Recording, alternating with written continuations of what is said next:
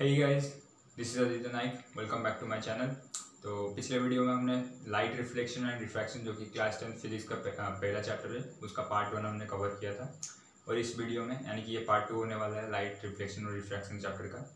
तो पिछले वीडियो में हमने जहाँ पे वीडियो एंड किया था उसके बाद से ही हम स्टार्ट करेंगे, ठीक है। तो पिछले वीडियो में मैं बोला था कि पार्ट 2 आएगा। तो पार्ट 2 कहाँ से स्टार्ट होगा? तो पार्ट 2 स्टार्ट होगा कॉनकेव मिरर और कॉन्वेक्स मिरर के जो इमेजेस फॉर्म होते हैं, यानी कि images form by concave and convex mirrors और स्फेरिकल मिरर्स, ठीक है। तो यहीं से स्टार्ट होगा। आई होप आप सब पार्ट 1 अच्छे से देख लिए होंगे और आपको पार्ट 1 में जितने भी थियरीज थे वो सब आपको कम्प्लीटली याद होगा, ठीक है। तो चलिए स्टार्ट करते हैं बिना किसी वक्त को ज़ाया किए। तो यहाँ पे कॉनकेव मिरर के 5 केसेस होते हैं और कॉन्वेक्स मिरर के 2 केसेस होते हैं, यानी कि इमेज जो फॉर्म होते हैं। यानी कि बेसिकली ये जो रे डायग्राम्स होते हैं उन्हीं के ऊपर बेस पे है। तो कॉनकेव मिरर के 5 केसेस होते हैं। पीओ का मतलब है पोजीशन ऑफ ऑब्जेक्ट, यानी कि कॉनकेव मिरर के सामने ऑब्जेक्ट कहाँ पे रखें। और पीए का मतलब इमेज, पोजीशन ऑफ इमेज, यानी कि अगर ऑब्जेक्ट यहाँ पे रखते हैं तो इमेज कहाँ पे फॉर्म होगा। और एसआई का मतलब है साइज ऑफ इमेज और नेचर ऑफ इमेज, यानी नेचर क्या है, रियल है, इन्वर्टेड है या फिर वर्चुअल है, इरेक्ट है, ऐसा कुछ नेचर है, ठीक है। तो पहले देखते हैं कॉनकेव मिरर के केस। तो कॉनकेव मिरर में 5 केसेस हैं।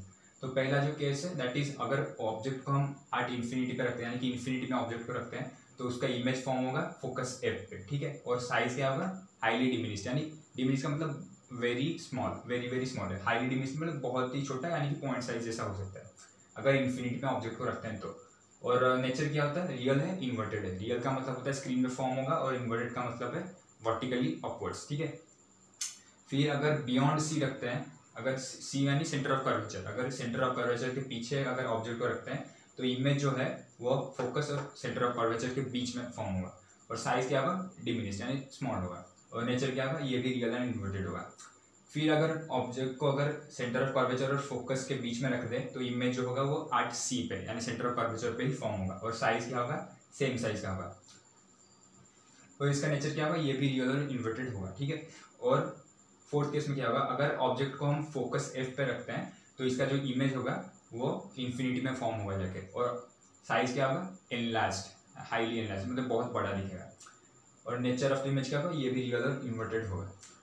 फिर बिटवीन पोल एंड फोकस में, अगर पोल और फोकस के बीच में अगर हम ऑब्जेक्ट को पुट करते हैं तो इसका जो इमेज होगा वो बिहाइंड द मिरर, यानी कि ये कॉनकेव मिरर है, अगर ये पोल है और ये है फोकस, अगर इन दोनों के बीच में आप ऑब्जेक्ट को रखते हैं ऐसे तो इसका जो इमेज होगा वो बिहाइंड द मिरर, यानी कि ये वाला मिरर है इसके बिहाइंड फॉर्म होगा, ऑब्जेक्ट ऐसा कुछ फॉर्म होगा। और ये साइज में बड़ा होगा और वर्चुअल इरेक्ट होगा। वर्चुअल क्यों होगा, क्योंकि स्क्रीन के पीछे फॉर्म हो रहा है। और इरेक्ट इसीलिए होगा, सॉरी हाँ इरेक्ट होगा, यानी कि वर्टिकली अपवर्ड्स। इन्वर्टेड का मतलब है वर्टिकली डाउनवर्ड्स, ठीक है।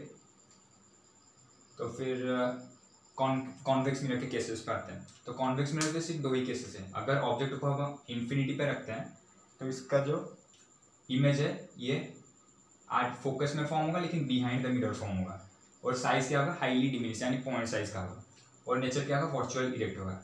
अगर ऑब्जेक्ट को हम पोल और इन्फिनिटी के बीच में रखते हैं तो इसका जो इमेज होगा वो फोकस एंड पोल के बीच फॉर्म होगा behind the mirror. Convex mirror के केस में क्या होता है, इमेज फॉर्म होता है लेकिन बिहाइंड द मिरर फॉर्म होता है, यानी कि कॉन्वेक्स मिरर हमारा कुछ इस प्रकार से दिखता है ना, तो इमेजेस जो है बिहाइंड द मिरर यानी इस साइड में फॉर्म होंगे, ठीक है।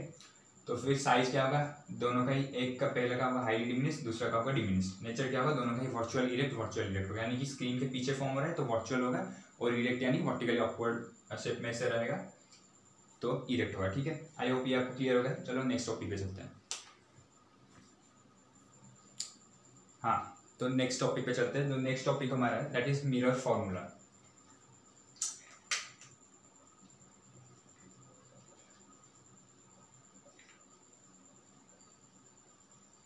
देन हम पढ़ेंगे मैग्निफिकेशन।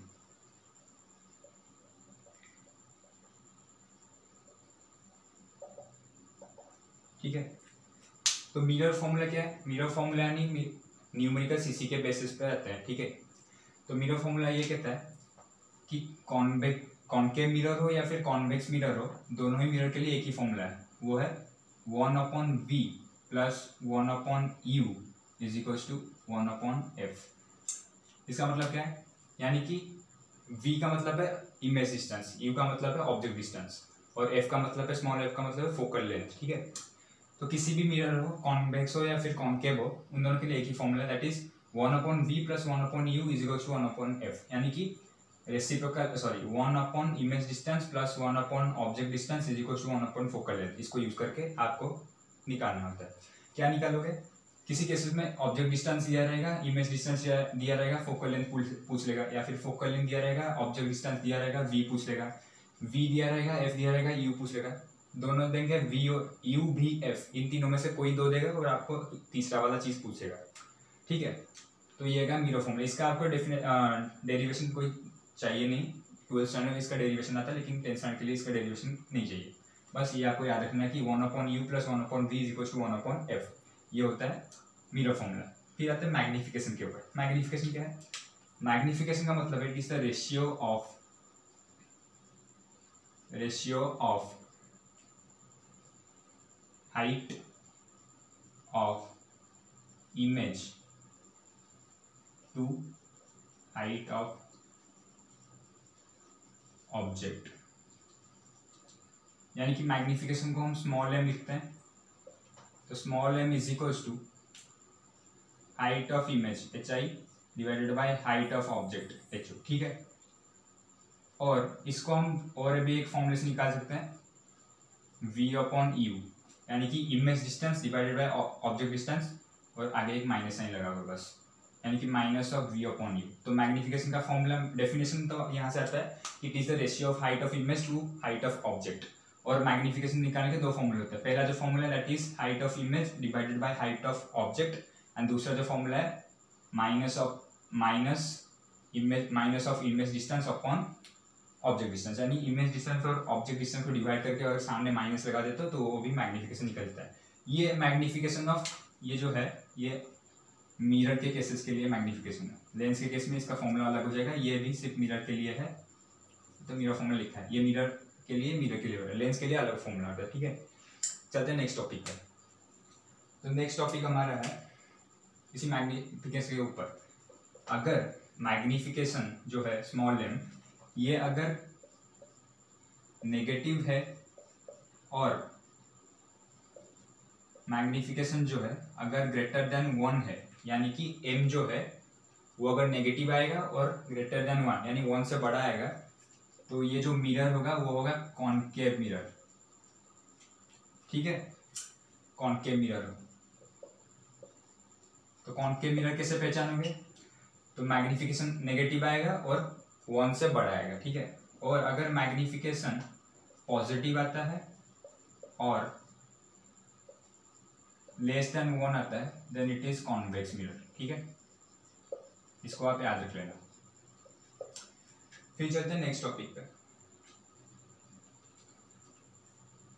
अगर नेक्स्ट टॉपिक पे नहीं, इसी में और एक टॉपिक है मैग्निफिकेशन से रिलेटेड। अगर मैग्निफिकेशन जो है वो अगर नेगेटिव है तो इमेज जो होगा वो हमेशा रियल इमेज होगा। अगर मैग्निफिकेशन पॉजिटिव है तो इमेज जो होगा वो हमेशा वर्चुअल इमेज होगा, ठीक है। तो हमने यहाँ पे क्या पढ़ा? मिरर फॉर्मूला, मैग्निफिकेशन का फॉर्मूला, और मैग्निफिकेशन अगर नेगेटिव और 1 से बड़ा है तो कॉनकेव मिरर होगा, अगर मैग्निफिकेशन पॉजिटिव है और 1 से छोटा है तो कॉन्वेक्स मिरर, ठीक है।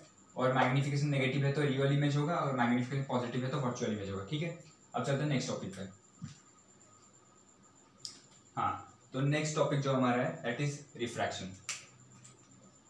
हमने लाइट के बारे में पढ़ लिया, रिफ्लेक्शन के बारे में पढ़ लिया, और images formed by spherical mirrors के बारे में पढ़ लिया। अब हम पढ़ेंगे रिफ्रैक्शन और रिफ्रैक्शन से रिलेटेड कुछ टॉपिक्स, और उसके बाद लास्ट में पढ़ेंगे images formed by spherical lenses, ठीक है। और लेंसेस के बारे में पढ़ेंगे। तो अब क्या पढ़ेंगे? अब पढ़ेंगे रिफ्रैक्शन के बारे में। ये रिफ्रैक्शन क्या चीज है? रिफ्रैक्शन है it is the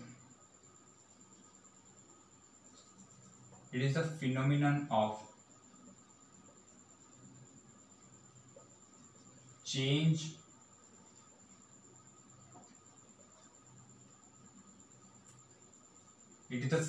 change of path of light ray या फिर लाइट, ऐसे सिंपली याद रखो कि refraction is the phenomenon of change of path of light, ठीक है, इन डिफरेंट मीडियम।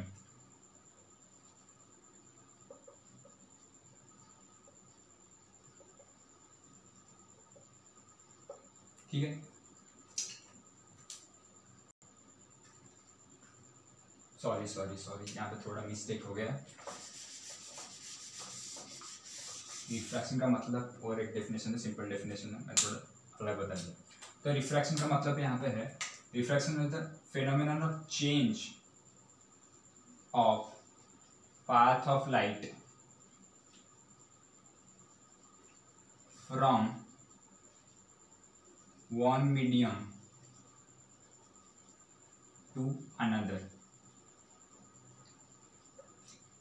यानी कि लाइट एक मीडियम से दूसरे मीडियम में जब उसका पाथ चेंज करता है तो उसी को बोलते हैं रिफ्रैक्शन। एग्जाम्पल लेके समझते हैं।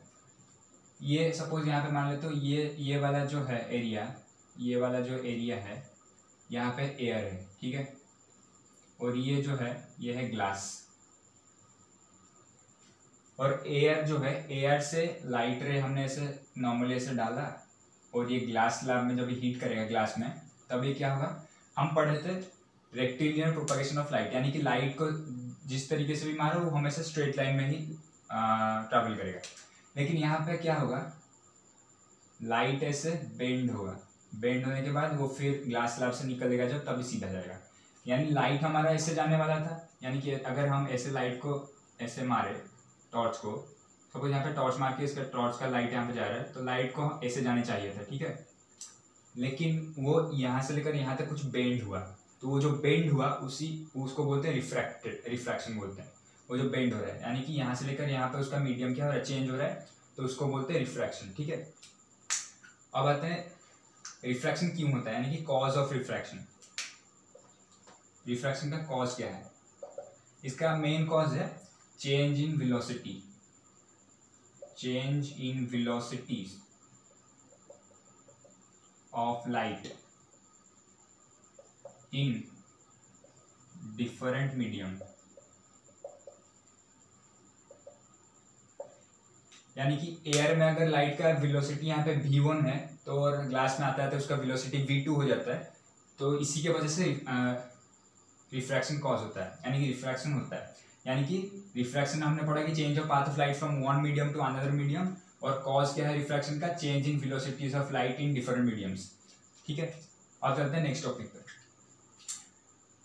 नेक्स्ट टॉपिक है नहीं, रिफ्रैक्शन से रिलेटेड ही है।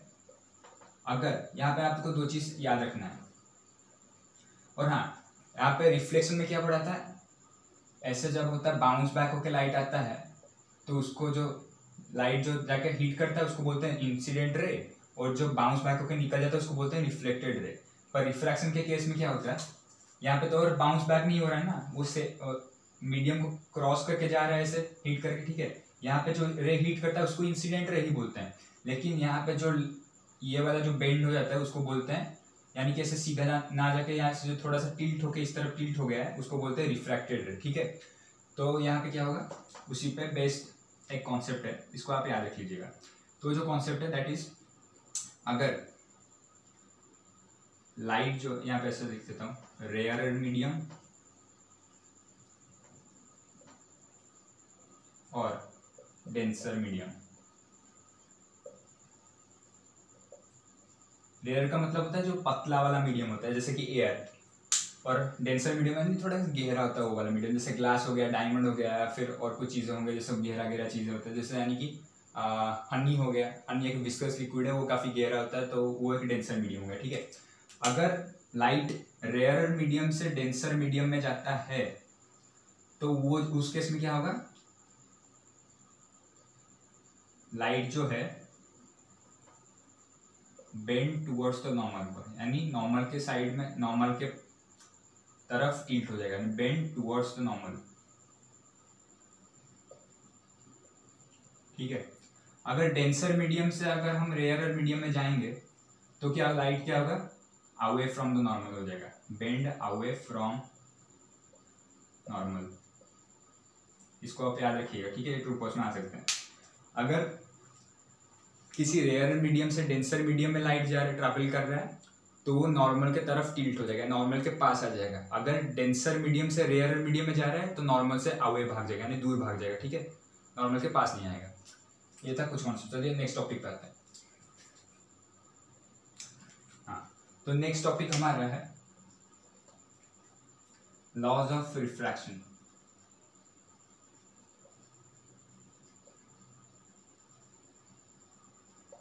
रिफ्लेक्शन के भी दो लॉज पढ़े थे, अब रिफ्रैक्शन के भी दो लॉज हैं। जो पहला लॉ है वो ये कहता है, पहले लॉ बता देता हूँ उसके बाद एग्जाम्पल लेके डिस्क्राइब कर दूंगा, डायग्राम ड्रॉ करके, ठीक है। तो पहला लॉ कहता है रिफ्रैक्शन का, द इंसिडेंट रे आई आर, शॉर्ट में लिखता हूँ, ठीक है, the normal to point of incidence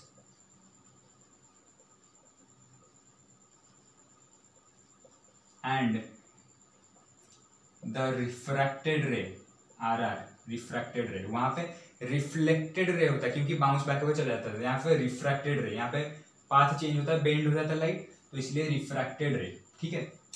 refracted ray all lies on the same place, incident ray normal to the point of incidence and the refracted ray all lies on the same plane, यानी एक ही plane पे refracted ray, incident ray and normal to point of incidence same plane में ही लाई करते हैं।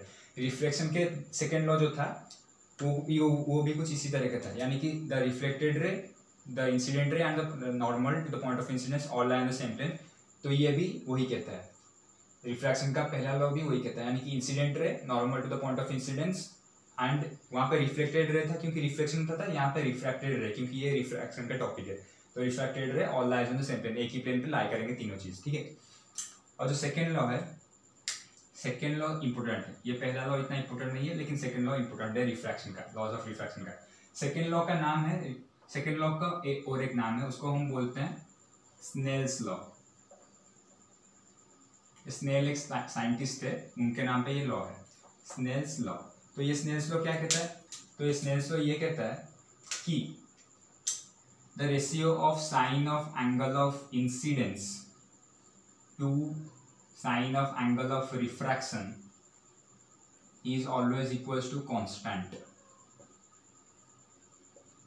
ठीक है। तुम बोलोगे साइन ऑफ, तुम लॉज ऑफ रिफ्लेक्शन में पढ़े थे कि sine I by sine, sorry sine I sine बोलता कि एंगल ऑफ इंसिडेंस होता था, एंगल ऑफ रिफ्लेक्शन होता था, लेकिन यहाँ पे पढ़ोगे एंगल ऑफ इंसिडेंस और एंगल ऑफ रिफ्रैक्शन, रिफ्लेक्शन नहीं रिफ्रैक्शन, ठीक है। तो ये साइन आई का कॉन्सेप्ट कहाँ से है, पहले मैं अभी एक डायग्राम लेके आपको बता देता हूँ, क्लियर कर देता हूँ, ठीक है।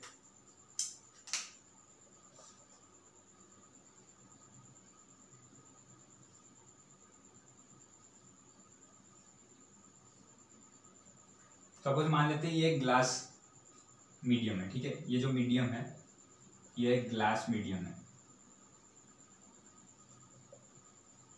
ठीक है। और इस तरफ मान लेते हैं कि इस तरफ एयर है, इस तरफ भी एयर है, लेकिन इस तरफ हम मेनली यहाँ से एक आदमी क्या कर रहा है, टॉर्च मार रहा है, ठीक है।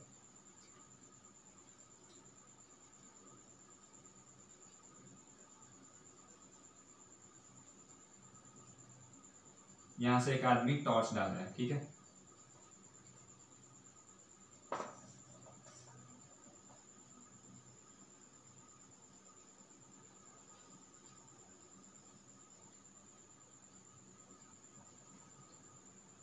और ये आदमी जो एयर से टॉर्च मार रहा है एक ग्लास स्लैब के ऊपर और टॉर्च मारता है, और टॉर्च छोड़ दो, एक लेजर लाइट लेते हैं, पतला वाला लेजर लाइट। लेजर लाइट आप सबने बचपन में खेला होगा लेजर लाइट से, और एक लेजर लाइट ग्रीन कलर का लेजर लाइट है, जो भी कलर का हो, वो एक लेजर लाइट लेके अंधेरे रूम में एक एक्सपेरिमेंट कर रहा है, सपोज मान लेते हैं। उसने क्या किया, एक ग्लास स्लैब रखा, वो ग्लास स्लैब को मीडियम 2 का नाम दे दिया, ठीक है, ग्लास स्लैब को दे दिया मीडियम 2, और वो यहाँ से टॉर्च मार रहा है। सपोज ये मेरा ग्लास स्लैब है, यहाँ से मैं लेजर लाइट मार रहा हूँ, तो ये लेजर लाइट एयर में है, तो लाइट पहले एयर से जाएगा, फिर ग्लास स्लैब में टकराएगा, ग्लास स्लैब से टकराने के बाद फिर से एयर में जाएगा, ठीक है। तो यहाँ से क्या हुआ, एयर क्या है, लाइट यानी कि रेयर मीडियम है, ग्लास क्या है, एक डेंसर मीडियम है, ठीक है।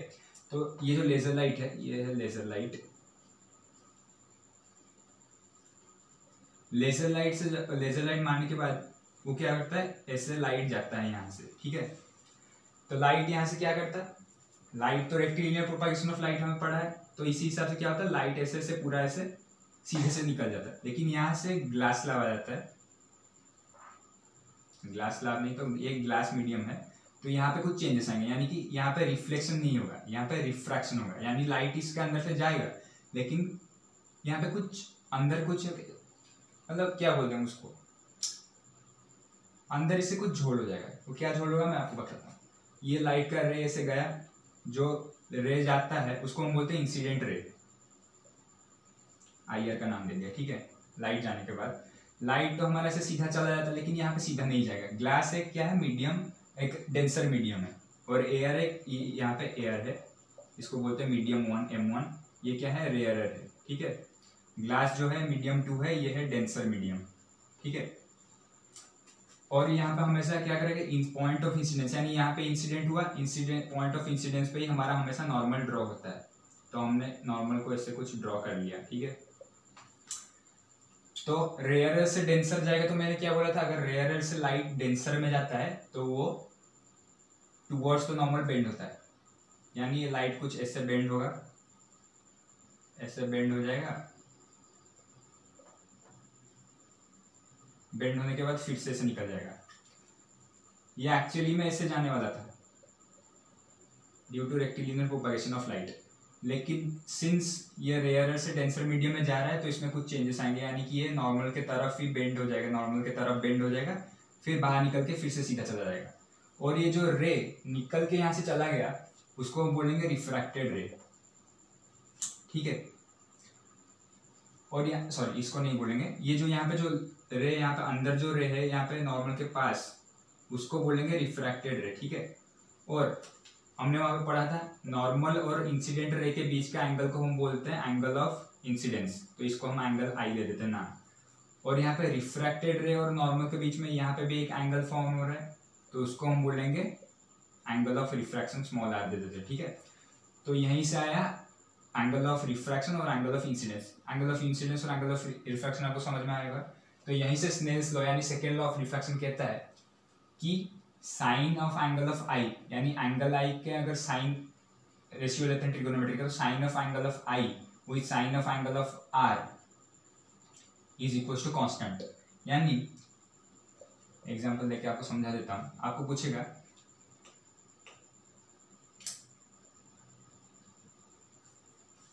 कि यहाँ पे स्नेल्स लॉ को वेरीफाई, स्नेल्स लॉ के हिसाब से फॉर्मूला को यूज करके कुछ आंसर निकालिए। एक जो एंगल ऑफ इंसिडेंस इसका है वो यहाँ पे दिया है, एंगल ऑफ इंसिडेंस इसका 30 डिग्री, ठीक है। और एंगल ऑफ रिफ्रैक्शन इसका जो है वो सपोज दिया है आपको, और हाँ लॉज ऑफ रिफ्लेक्शन में क्या होता था, एंगल ऑफ इंसिडेंस हमेशा एंगल ऑफ रिफ्रैक्शन के साथ इक्वल होता था, लेकिन रिफ्रैक्शन के केस में एंगल ऑफ इंसिडेंस और एंगल ऑफ रिफ्रैक्शन इक्वल नहीं होते, ठीक है। तो यहाँ पे दिया है कि इनका जो रेशियो है साइन यानी स्नेल्स लॉ के हिसाब से जो कांस्टेंट यहाँ पे रेशियो है इनका जो ratio sine of angle of I by sine of angle of r, ये रेशियो जो है ये है सपोज मान लेते हैं ये रेशियो है 2। हमें पूछा है कि एंगल ऑफ रिफ्रैक्शन कितना होगा। अगर यही चीज़ अगर रेशियो ना दे के अगर रिफ्लेक्शन के केस में आपको देता है कि एंगल ऑफ इंसिडेंस इतना है तो एंगल ऑफ रिफ्रैक्शन निकालिए, आप डायरेक्ट बोल देते कि ये 30 है तो ये भी 30 होगा। क्यों? क्योंकि दोनों एंगल हमेशा इक्वल होते हैं रिफ्लेक्शन के केस में। लेकिन रिफ्रैक्शन के केस में क्या होगा, हमें पता है कि sine of angle of I by sine r, sine I by sine r हमेशा कांस्टेंट होता है। 2 भी एक कांस्टेंट है, यानी कि रेशियो इनका दे दिया है 2, तो साइन आई में आई का वैल्यू दिया है 30, यानी कि साइन 30 बाई साइन आर, ठीक है। अब हमें निकालना है एंगल आर कितना होगा, तो साइन आर इधर आ जाएगा क्रॉस मल्टीप्लाई होकर इंटू 2 के साथ, उधर आ जाएगा साइन 30 डिग्री। तो sine r is equal to sine 30 का वैल्यू, साइन 30 का वैल्यू होता है 1/2 और 2 यहाँ पे मल्टीप्लाई होकर उधर जाके डिवाइड हो जाएगा, ठीक है। तो साइन आर का वैल्यू यहाँ से कितना निकल के आएगा 1/2 इंटू 2/1 रेसिप्रोकल 2, तो 2 कैंसिल, यहाँ पे आ गया 1। तो यहाँ पे हमारा कितना आया sine r is equal to 1 आया। हमें पता है sine r is equal to 1 की जगह हम लिख सकते हैं साइन ऑफ 90 डिग्री, साइन 90 पे 1 होता है, जैसे यहाँ पे ट्रिगोनोमेट्री में यूज करते थे, यहाँ पे 1 की जगह साइन 90 पुट कर दिया। फिर यहाँ पे साइन साइन कैंसिल हो गया तो आर कितना निकला 90 डिग्री। ठीक है, इस प्रकार से देखा। इस ये वाला क्वेश्चन नहीं आएगा, लेकिन इस प्रकार से मैंने आपको बता दिया कि सेकेंड लॉ को हम बोलते हैं रिफ्रैक्शन का स्नेल्स लॉ। वो क्या कहता है, Snell's law state that ratio of sine of angle of incidence to the sine of angle of refraction is always a constant. ठीक है, यहाँ पे मैंने आपको एग्जांपल दे दिया। आई होप ये आपको क्लियर हो गया होगा। तो चलते हैं नेक्स्ट टॉपिक पे। तो नेक्स्ट टॉपिक हमारा है रिफ्रैक्टिव इंडेक्स। रिफ्रैक्टिव इंडेक्स को n से भी रिप्रेजेंट करते हैं और म्यू से भी रिप्रेजेंट करते हैं। ठीक है, लेकिन स्नेल्स लॉ के केस में क्या था, वो आपके अगर एनसीईआरटी बुक आप देखोगे तो वो ऐसे दिया है, sine I upon sine r is equal to n. N का मतलब है कांस्टेंट। अगर ये एन को कांस्टेंट मानते हैं और रिफ्रैक्टिव इंडेक्स को एन मानते हैं तो थोड़ा कंफ्यूजन होता है। इसीलिए मैं क्या करता था, मैं भी जब 10th क्लास में था तो रिफ्रैक्टिव इंडेक्स को म्यू लेता था, और आप भी म्यू ले जाइए। ठीक है, तो रिफ्रैक्टिव इंडेक्स को हम ले लेते हैं यहाँ पे म्यू। ये एक अल्फा बीटा की तरह ये भी मतलब ग्रीक लेटर है, इसका नाम है म्यू, बोलते हैं म्यू। ठीक है, तो रिफ्रैक्टिव इंडेक्स को हम म्यू से रिप्रेजेंट करते हैं। तो रिफ्रैक्टिव इंडेक्स का डेफिनेशन क्या है, तो रिफ्रैक्टिव इंडेक्स का डेफिनेशन है ratio of velocity of light in first medium to velocity of light in second medium. ये आपका डेफिनेशन हो गया। ठीक है, तो मैथमेटिकली इसको कैसे लिखते हैं, मैथमेटिकली इसको लिखते हैं mu is equals to v1 upon v2। ये हमेशा v1 अपॉन v2 नहीं होता। अगर आप डायरेक्टली इसको v1 बाई v2 अगर एग्जाम्पल लेके समझते हैं, अगर दे दिया कि मीडियम 1 पे वेलोसिटी है v1 और मीडियम 2 पे वेलोसिटी है v2, तो आपको पूछ लेगा कि find refractive index with respect to of medium 2 with respect to medium 1। तो अगर आप v1 बाई v2 करते हैं तो फॉर्मूला ऐसे गलत हो जाएगा, तो उसको समझते हैं ठीक से। तो यहाँ पे सपोज मान लेते हैं मीडियम 1 में इसका फॉर्मूला ये है, velocity ratio of velocity of light in first medium to velocity of light in second medium. ठीक है, तो mu is equals to v1 upon v2, ये है मैथमेटिकली इसका फॉर्मूला। यहाँ पे हम कर देते हैं, मान लेते हैं suppose let us assume medium 1 में जो लाइट जा रहा है, let us assume that speed और velocity of light in medium 1 is equals to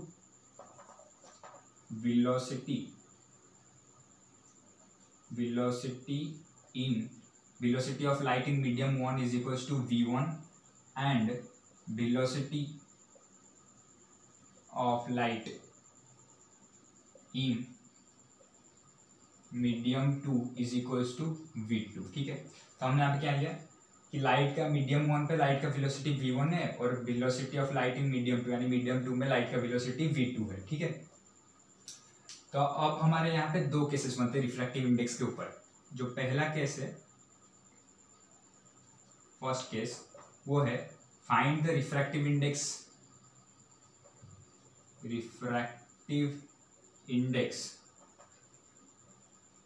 of medium 1 with respect to में WRT लिख देता हूँ। ठीक है, विथ रेस्पेक्ट टू मीडियम 2। और सेकेंड केस यहाँ पे बनता है refractive index of medium 2 with respect to medium 1। यहाँ पे आप क्या करोगे, आपने तो बोला था, मैंने आपको फॉर्मूला में डेफिनेशन में बताया था कि ratio of velocity of light in first medium और ratio of velocity of light in second medium. तो आप क्या करोगे, डायरेक्ट v1 बाई v2 कर दोगे तो ये हो जाएगा रिफ्रैक्टिव इंडेक्स। पर ऐसे करने से आपका आंसर जो होगा गलत आएगा।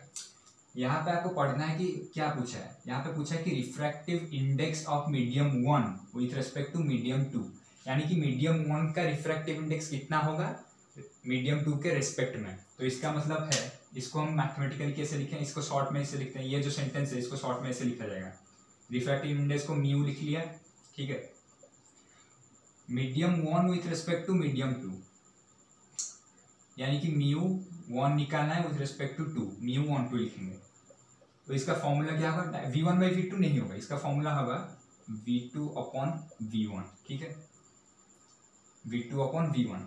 μ12 का मतलब है रिफ्रैक्टिव इंडेक्स ऑफ μ1, यानी कि म्यू के पास जो नंबर है यहाँ पे 1 है, तो इसका मतलब आप समझ जाएगा कि रिफ्रैक्टिव इंडेक्स किसका पूछ रहा है, मीडियम 1 का पूछ रहा है, किसके रिस्पेक्ट में, 2 के रिस्पेक्ट में, ठीक है। तो यहाँ पे फॉर्मूला क्या हो जाएगा, v2/v1। अगर refractive index with medium 1 with medium 2 with respect to medium 2 का फॉर्मूला है velocity medium 2 by velocity of light in medium 1, v2/v1, ठीक है। यहाँ पे सेकंड केस में देखो, यहाँ पे दिया है कि refractive index of medium 2 with respect to medium 1, यानी कि हमें रिफ्रैक्टिव इंडेक्स किसका निकालना है, मीडियम 2 का निकालना है, यानी कि μ(2) विथ रिस्पेक्ट टू 1। तो इसका फॉर्मूला क्या हो जाएगा, इसका फॉर्मूला v2/v1 नहीं होगा, इसका फॉर्मूला आ जाएगा v1/v2, ठीक है। तो मेरा क्या होता था ना, बचपन में मैं कंफ्यूज होता था कि v1 मैं डायरेक्ट v1/v2 कर देता था, अगर v12 है तो मैं v1/v2 कर देता, तो मेरा आंसर गलत निकल जाता था, ठीक है। तो आपको कैसे याद रखना है, म्यू के बाद जो नंबर आएगा 1 उसका, तो इसका मतलब हो जाएगा उसी का रिफ्रैक्टिव इंडेक्स निकाला जा रहा है। यहाँ पे म्यू के पास 1 है तो रिफ्रैक्टिव इंडेक्स ऑफ 1 निकालना है, किसके रिस्पेक्ट में, 2 के रिस्पेक्ट में। तो इसका फॉर्मूला क्या होगा, 1 2 है तो ऊपर न्यूमरेटर में वेलोसिटी सेकेंड मीडियम का आएगा और नीचे आएगा v1। अगर 2 1 है म्यू के पास, अगर म्यू के पास 2 है तो डिनोमिनेटर में 2 वेलोसिटी ऑफ 2 आएगा, यानी v2 नीचे आएगा। तो आप समझ लेना मैं क्या बोलना चाहता हूँ, अगर म्यू के पास 1 है तो v1 नीचे डिनोमिनेटर में होगा, अगर म्यू के पास 2 है तो डिनोमिनेटर v2 में आएगा, v2 होगा, ठीक है। तो सिंपली इसका आप इसको ऐसे भी याद रख सकते हैं या फिर इस प्रकार से भी याद रखते हैं, म्यू के पास जो नंबर है वो हमेशा नीचे रहेगा, या फिर म्यू के लास्ट में जो नंबर होगा, μ1 के बाद जो नंबर आएगा सेकेंड वाला नंबर, वो हमेशा ऊपर रहेगा, यानी कि विथ रिस्पेक्ट टू वाला मीडियम जो होगा उसका वेलोसिटी हमेशा ऊपर रहेगा, विथ रिस्पेक्ट टू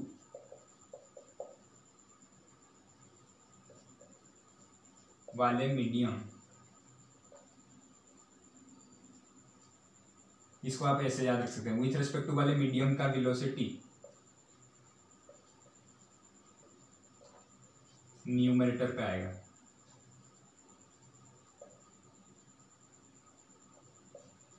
न्यूमरेटर पे आएगा, ठीक है। अब इसको ऐसे याद रख सकते हैं।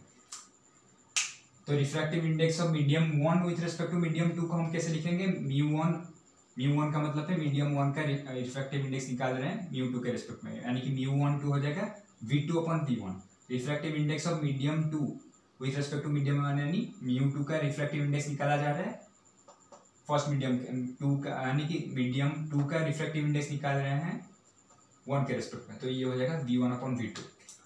तो आप कैसे पता चलेगा, आपको क्वेश्चन में दिया रहेगा ये है वेलोसिटी, तो एक एग्जांपल लेके कर लेते हैं यहाँ पे सॉल्व, ठीक है।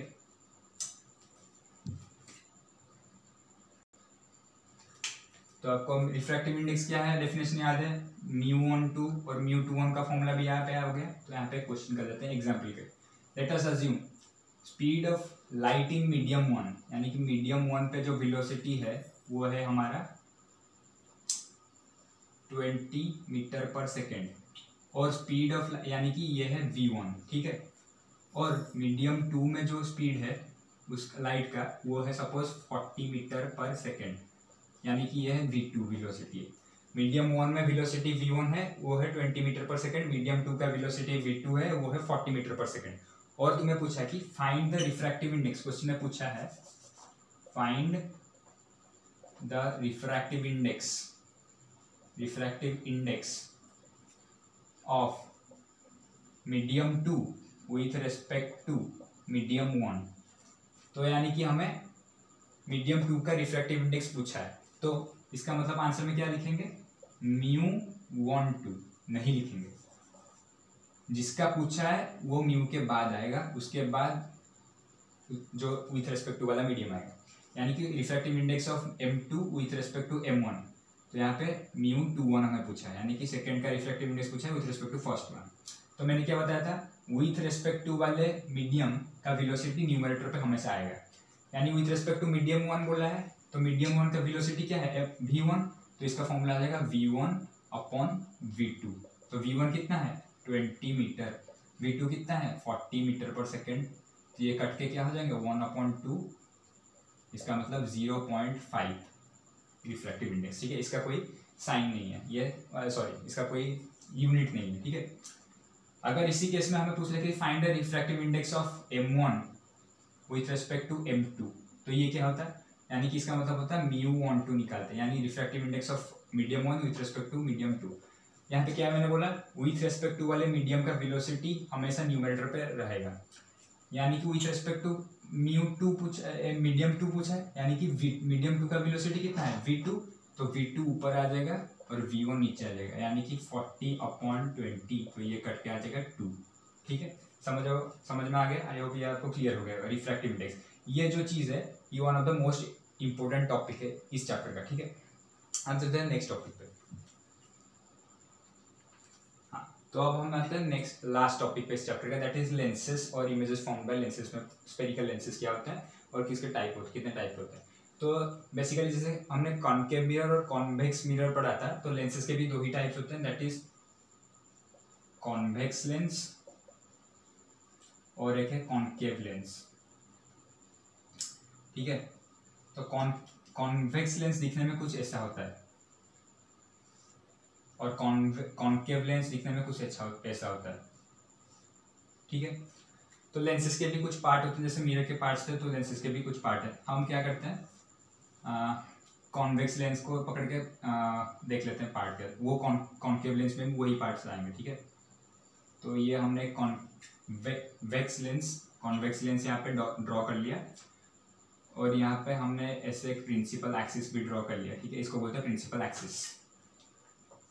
ये स्फेरिकल लेंसेज नहीं होते, ये डायरेक्ट लेंसेज आप पढ़ते हैं। ठीक है, ये लेंसेज के बीच में जो पॉइंट होता है, सेंटर वाला पॉइंट, उसको हम नाम देते हैं ओ यानी ऑप्टिकल सेंटर, ऑप्टिकल सेंटर वो का मतलब। ठीक है, और इसके जो इसको बोलते हैं f1, इसको बोलते हैं f2, इसको फिर उसके बाद ये जो डिस्टेंस होते हैं इक्वल होता है, यानी कि ये जो डिस्टेंस है इतना डिस्टेंस ये इसके साथ इक्वल होगा, और इसको ये वाला पॉइंट को हम बोलते हैं 2f1, इसको बोलते हैं 2f2। ठीक है, तो ऑप्टिकल सेंटर से f1 के बीच का जो डिस्टेंस है उसको बोलते हैं फोकल लेंथ, लेंस का फोकल लेंथ स्मॉल f। ठीक है, तो ये फोकल लेंथ और ये भी फोकल लेंथ के इक्वल होगा, यानी कि ये 2i ऑफ फोकल लेंथ होता है। इसको बोलते हैं ऑप्टिकल सेंटर। ऑप्टिकल सेंटर से लेके यानी कि O से लेके f1 तक का जो डिस्टेंस है उसको बोलते हैं फोकल लेंथ। ठीक है, और 2f1 से लेके f1 तक का जो डिस्टेंस है वो क्या है, ऑप्टिकल सेंटर से लेके f1 तक का डिस्टेंस इक्वल, यानी कि दिस इक्वल्स टू दिस, यानी कि O से लेके f1 तक और f1 से लेके 2f1 तक इक्वल है डिस्टेंस। सिमिलरली O से लेके f2 तक और f2 से लेके 2f2 तक ये भी इक्वल होते हैं। ठीक है, ये है लेंस के पार्ट। वैसे कॉनकेव लेंस में भी वही चीज़ है, ये कुछ ऐसा दिखता है और फिर यहाँ पे है, इसको बोलते हैं ऑप्टिकल सेंटर। यहाँ पे भी f1, 2f1, f2, 2f2 ऐसी चीज़ें आएंगी। और यहाँ पे लेंसेज के फॉर्म में क्या होगा, कॉन्वेक्स लेंस पे यहाँ पे 5 केसेस आएंगे, इमेजेस फॉर्म है कॉन्वेक्स लेंस में, और कॉनकेव लेंस में 2 केसेस आएंगे, कॉनकेव लेंस में 2 केसेस आएंगे। ठीक है, और उनके भी वही पोजीशन क्या होगा, ऑब्जेक्ट का पोजीशन क्या होगा, इमेज का साइज क्या होगा, नेचर क्या होगा इमेज का, ये मैं और ड्रॉ नहीं कर रहा हूँ, ये काफ़ी बड़ा हो जाएंगे। ठीक है, तो आप क्या कीजिएगा, रे डायग्राम के सहित उनके पोजीशन, इमेज, नेचर सब कुछ याद रख लीजिएगा। ठीक है, मैं बस आपको इतना बता दिया कि आइडिया दे दिया कि लेंस किस तरह से दिखते हैं, और कॉन्वेक्स और कॉनकेव लेंस की यूजेस भी आप याद रख लीजिएगा। ठीक है, बुक से देख के। अब चलते हैं इसके लेंस के कुछ आखिरी टॉपिक्स पे, मतलब लेंस से रिलेटेड कुछ टॉपिक्स पे, उसके बाद हम चैप्टर को करेंगे एंड। हाँ, तो हमारे जो लास्ट टॉपिक्स हैं चैप्टर के वो हैं, वहाँ पे मिरर के लिए मिरर फॉर्मूला पढ़ा था, यहाँ पे भी लेंस के लिए लेंस फॉर्मूला आएगा। और हाँ, मैंने आपको पढ़ाया नहीं, वो जो बोर्ड पे दिखाया नहीं कि images found by lenses convex और कॉनकेव लेंस, तो इसका मतलब ये नहीं कि आपको पढ़ना नहीं है, आपको पढ़ना, लेकिन यहाँ पे मैंने किया नहीं क्योंकि वीडियो थोड़ा लंबा हो जाएगा। मैं आपको बस इमेजेस दिखा दिया और आपको क्या करना है, जैसे मैं वीडियो के स्टार्टिंग में कॉनकेव मिरर और कॉन्वेक्स मिरर का ऐसे चार्ट एक लिखा था कि position of object, position of image, size of image और नेचर ऑफ इमेज। तो उस हिसाब से आपको बुक में दिया है एनसीईआरटी में पूरा का पूरा, वो चारों टेबल आपको याद रखना है।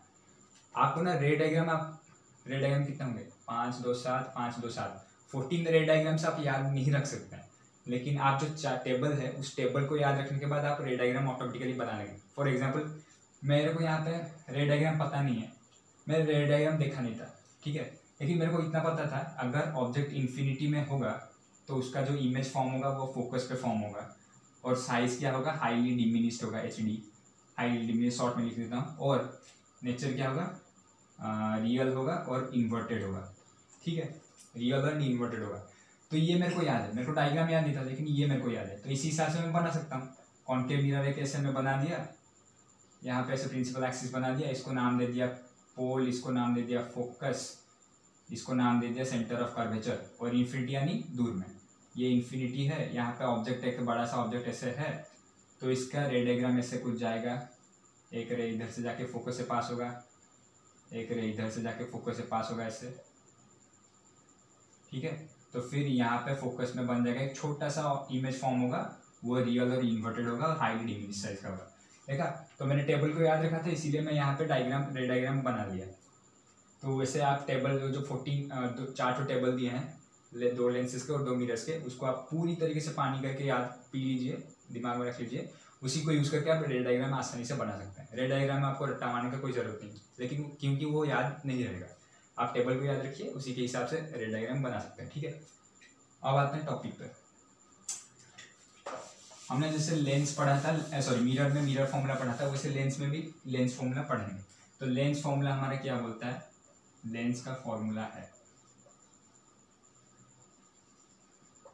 तो लेंस फॉर्मूला क्या कहता है कि 1/v minus 1/u is equals to 1/f, ठीक है।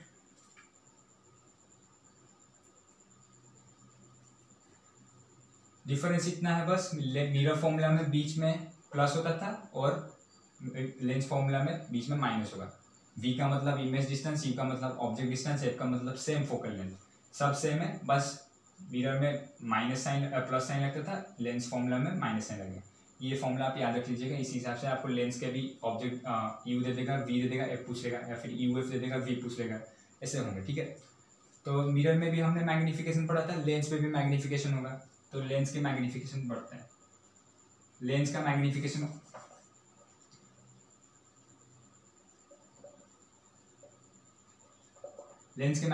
को भी स्मॉल m से डिनोट किया जाता है, ठीक है।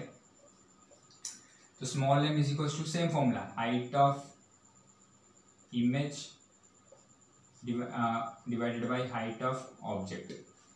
और एक हमने मिरर में और एक फॉर्मूला पढ़ा था मैग्नीफिकेशन के लिए कि माइनस ऑफ v/u, यहाँ पे भी v/u होगा, लेकिन यहाँ पे माइनस साइन की जगह प्लस साइन आ जाएगा, यानी कि मिरर के मैग्नीफिकेशन का फॉर्मूला था माइनस v/u, लेकिन लेंस के केसेस में मैग्नीफिकेशन क्या होगा, प्लस v/u।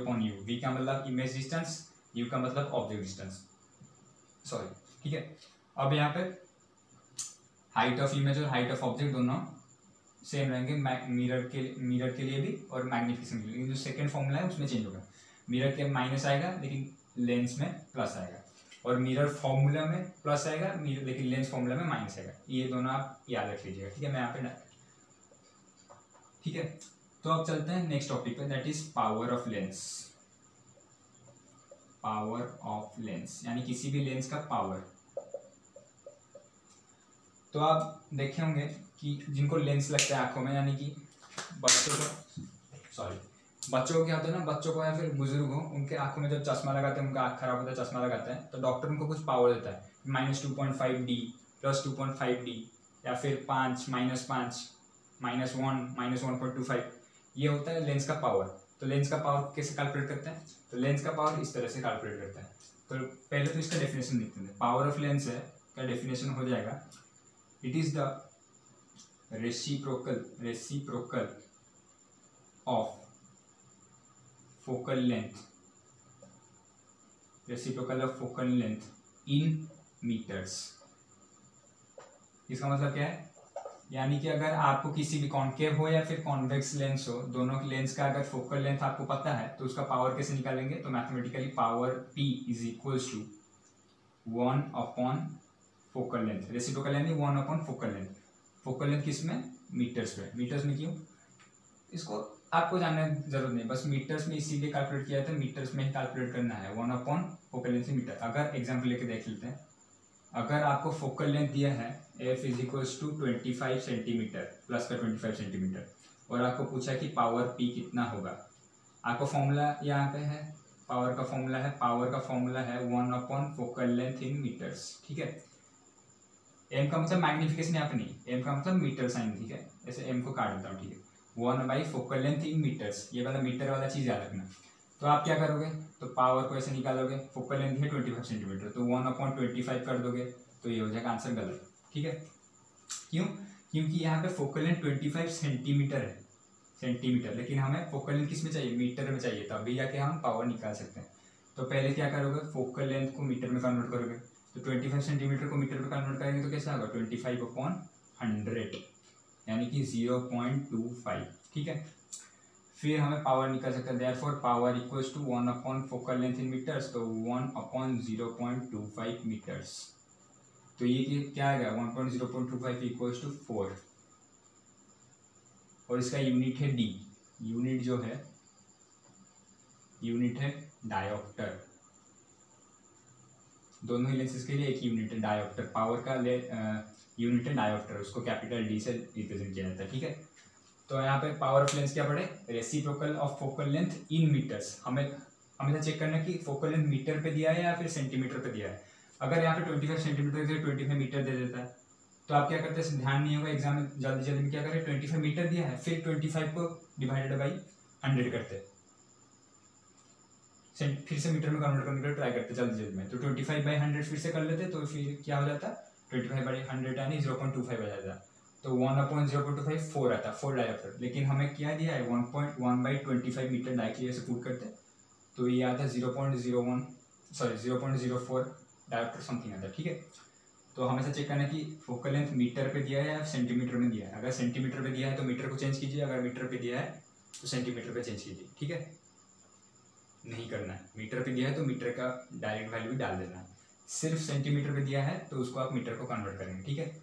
आई होप इतना क्लियर हो गया होगा।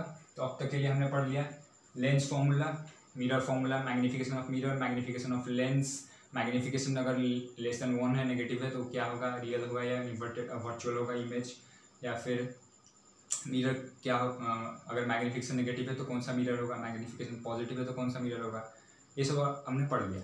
मैंने आपको बस लेंस के इमेजेस फॉर्म्ड बाय लेंसेस आपको नहीं पढ़ा है, यानी बोर्ड पे नहीं लिखा है। तो आपको क्या करना है, वो जो 4 चार्ट है आपके लिए होमवर्क क्या है, ये सब थियरी तो आप याद रखेंगे, साथ साथ आपका मेन होमवर्क है ये चैप्टर के सारे फॉर्मूलाज आप याद रखिए, और फिर रिफ्रैक्टिव इंडेक्स के ऊपर, रिफ्रैक्टिव इंडेक्स से मोस्ट इंपोर्टेंट टॉपिक इस चैप्टर का, ठीक है। और आप ये कीजिए जो 4 टेबल बुक में दिया है, 4 टेबल, दो कॉन्केव मिरर और दो मिरर्स के और 2 लेंसेज के, उन 4 टेबल को याद रख लीजिएगा, मेमोराइज 4 टेबल मेमोराइज कीजिएगा पूरा अच्छी तरीके से। रे डायग्राम आपको देखने रट्टा मारने की कोई जरूरत, क्योंकि रे डायग्राम आप डायग्राम को याद नहीं रख सकते, लेकिन टेबल को याद रखिए, टेबल के हिसाब से डायग्राम बना सकते हैं। अगर इमेज फोकस पे है, सॉरी अगर object centre of curvature C पे है, तो कॉन्केव मिरर के केस में इमेज भी सी में बनेगा सेम साइज का, तो आप टेबल को याद रखिए, उसी हिसाब से रे डायग्राम बना सकते हैं, ठीक है। तो और फिर क्या करोगे, सारे फॉर्मूलेज आप याद रख लीजिए, फॉर्मूलेज कोई भी मेमोराइज कर लीजिए, और रिफ्रैक्टिव इंडेक्स को स्पेशली याद रखिए। और लास्ट में क्या है, लॉज, जितने भी लॉज इस चैप्टर में पढ़े, 4 ही तो लॉज पढ़े, 4 लॉज को याद रखिए। चारों लॉज में से मेन लॉ 2 है, एक है sine I by sine r equals to constant यानी स्नेल्स लॉ, और दूसरा है angle I is equals to angle I, reflection का सेकंड लॉ, ठीक है। ये लॉज को सारे याद रखिए। तो बेसिकली मैंने इस वीडियो में जितना पढ़ा है आप उतना ही याद रखिए, उसके बाद नेक्स्ट 2 वीडियो इसके ऊपर आएगा, यानी न्यूमेरिकल कैसे सॉल्व करते हैं, जो बच्चों को काफ़ी दिक्कतें देता है, तो उसी न्यूमेरिकल्स के ऊपर मैं कल वीडियो लाऊंगा, तो उसमें मैं आपको ट्रिक्स और टिप्स बता दूंगा और 2-3 क्वेश्चन करवा दूंगा, फिर ये चैप्टर आपके लिए पूरा आसान हो जाएगा। फिर हम चलेंगे केमिस्ट्री के चैप्टर 2 के ऊपर, ठीक है। तो आई होप आप सबको वीडियो बहुत पसंद आया होगा, अगर नहीं आया तो ठीक है, अगर आया है तो then please do like share and subscribe my channel. ठीक है, मिलते हैं नेक्स्ट वीडियो में, तब तक के लिए थैंक यू, गुड बाय।